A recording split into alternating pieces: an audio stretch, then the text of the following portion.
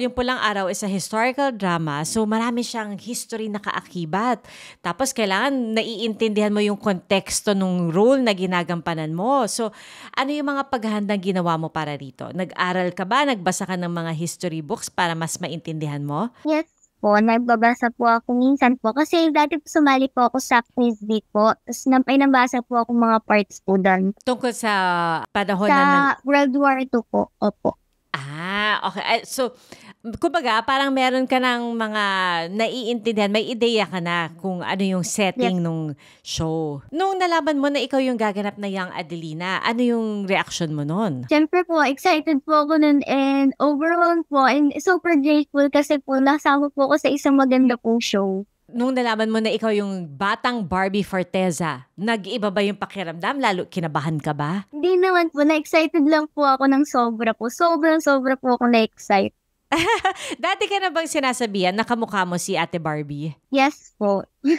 Talaga? Opo, sinasabi po nila, kawin po si Barbie. Kamukha mo po si Barbie, ate. Ginaganon po nila ako.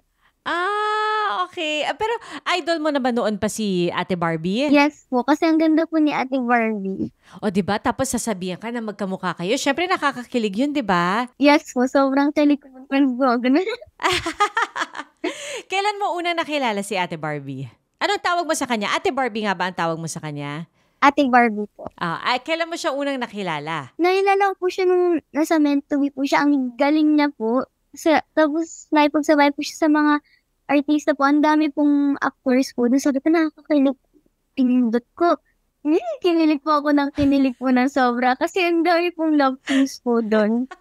Ang cute nga nung kwento na yun, di ba? Doon niya nakilala si Kuya Jack, di ba? Tama ba ako? Doon niya Yes nakilala. Opo. Parang doon niya nakilala. Sa personal, kailan mo unang nakilala si Ate Barbie sa personal? Maging sino ka man po. Doon ko po siya nakita po sa personal. Nagkausap na kayo nun? Yes po. Pero puntahan ko po siya sa tent po. Teka, pero doon sa maging sino ka man, yung Barbie na ba ang role mo doon? Yes po. Ako po yung young Barbie Cortez rin po doon. So, pangalawang young Barbie mo na ito. Yes po.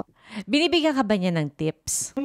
Yes po. Kasi sinasabi niya po, galingan mo pa ha. Ginaganon niya po ako. Ito po si Ate Barbie. Oh, yan, sweet naman, Siyempre, nung nakita mo siya sa personal, di ba ang puti-puti ni Ate Barbie, tas ang kinis-kinis niya.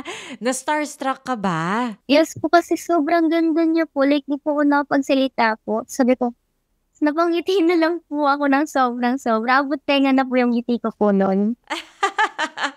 Di ba si Ate Barbie, kilala siya na isang very bibo siya sa personal. Ikaw rin ba? Bibong-bibo ka sa personal? Yes po, nagiging bibo rin po ako. Like, Yan lang ang ebidensyang kailangan natin. Ang makita kang sumasayaw sa camera, kahit walang music, alam na namin, bibo ka na. Very young Barbie talaga.